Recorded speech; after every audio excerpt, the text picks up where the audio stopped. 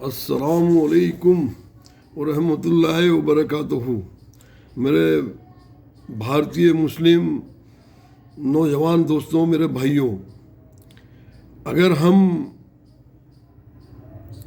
Sir उठाकर और एक गाजी बनकर, एक दीनदार बनकर ज़िंदगी गुजारना चाहते हैं तो मेरे दोस्तों, एक दूसरे की हसद करना छोड़ दो, क्योंकि हमारे खिलाफ बहुत गंभीर साजिशें चल रही हैं। तो एक तो हसद करना छोड़ दो और बेवजह कर्ज लेना बंद कर दो। बेवजह कर्ज लेना, ये प्राइवेट कंपनियां देश के कोने कोने में चल रही हैं, हर राज्य में चल रही हैं, जो हमारी महिलाओं को भी ये लोन दे देकर हमें कमज़ोर करती हैं और हमारा 40% का ब्याज ले लेकर हमारा मेहनत कश लोगों के भाइयों का खून चूसती हैं। एक लोन चुकाने के ऊपर उनको लोन के ऊपर लोन लेना पड़ता है, एक चुकाने के ऊपर दूसरा लोन लेना पड़ता है, फिर तीसरा लेना पड़ता है, फिर चौथा लेना पड़ता है। ये सिलसिला हर 12 महीने चलता ही रहता है। तो एक तो क्या है कि महिलाओं का जो ग्रुप के हिसाब से जो लोन होता है उसको बंद कर दो मेरे दोस्तों, और एक हसद बंद कर दो। अगर हमें कहीं किसी चीज़ की ज़रूरत है तो हम हमारी मेहनत से, हमारे खून पसीने की कमाई से लेना हमें चाहिए। कोई उधार दे रहा है, कोई कर्ज दे रहा है और कर्ज लेकर वो काम करें, हमें नहीं करना चाहिए। हम पगड़ी बेचकर घी खाएं, ऐसा मज़ा हमें नहीं लेना।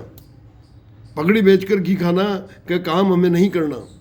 तो मेरे दोस्तों, मैं पूरे भारत के मुस्लिम नौजवान भाइयों से कहना चाहूँगा, जो आप और हम सब बड़े खुश किस्मत हैं, बड़े नसीब वाले हैं, तकदीर वाले हैं। अल्लाह ताला ने हमें हमारे अल्लाह के प्यारे महबूब, प्यारे हबीब की उम्मत में हमें पैदा फरमाया है और दीनदार हमें मजहब इस्लाम का बनाया है। तो मेरे दोस्तों, आज हमारे साथ में बहुत नाइंसाफ़ियाँ हो रही हैं। हमें मारा भी जा रहा है, हमें पिटाया भी जा रहा है और हमारे खिलाफ कानूनी कार्रवाई भी की जा रही है। और वाद विवाद ऐसी कोई बात नहीं है, हर घर में होता है, भाई भाई में होता है, मगर समझा दिया जाता है। मगर यहाँ तो क्या है कि चिंगारी लगाकर आग लगाने की और माहौल ख़राब करने की साजिशें चल रही हैं। तो इससे हमें सावधान रहना चाहिए मेरे दोस्तों। और जो हमारे भारत में, हमारे हिंदुस्तान में जो रहबर हैं, रहनुमा हैं, बड़े जो समझदार लोग हैं, इन्हें चाहिए, क्योंकि आज मुसलमान नौजवान जो बेरोज़गार है, परेशान है, वो दबा हुआ है, वो हालात का शिकार हो जाता है और किसी के बेख़ैम में आ जाता है, गलत राह पकड़ लेता है। तो वो गलत राह पर नहीं जाए और वो सही राह पर काम करे और दीनदार बनकर काम करे, गाजी बनकर काम करे और शेर दिल की तरह काम करें। तो इसके लिए मेरे दोस्तों, हम हर मुसलमान, पूरा भारत का 2.5% ज़कात निकालता है, सदका निकालता है, फितरा निकालता है। तो मेरे दोस्तों, ये ज़कात फितरा से 3 हिस्से में बांटकर, एक रिश्तेदार का, एक बड़े मरकज का जो शेर काई साहब का होता है, और एक हिस्सा से आप बैंक खड़ी करो। जो बैंक खड़ी कर कर ज़रूरतमंद के, हमारे कौम के लोगों को बिना ब्याज के, सिक्योरिटी के आधार पर उनको पैसा दो बिना ब्याज के। और इसका बैंक का विधान बनाकर और प्रशासन से इसका रजिस्ट्रेशन करवाकर और RBI के कानून के मुताबिक बिना ब्याज के दें और उसे चलाएं और 2 जनों की सिक्योरिटी रखें। और हर ज़िले में ये कायम करो और हर ज़िले का पैसा हुआ उस ज़िले में ही रहे, तहसील का पैसा तहसील में रहे, कस्बे का पैसा कस्बे में रहे। तो क्या है कि अगर मुसलमान को के नौजवानों को अगर आप सही राह पे लाना चाहते हो और सही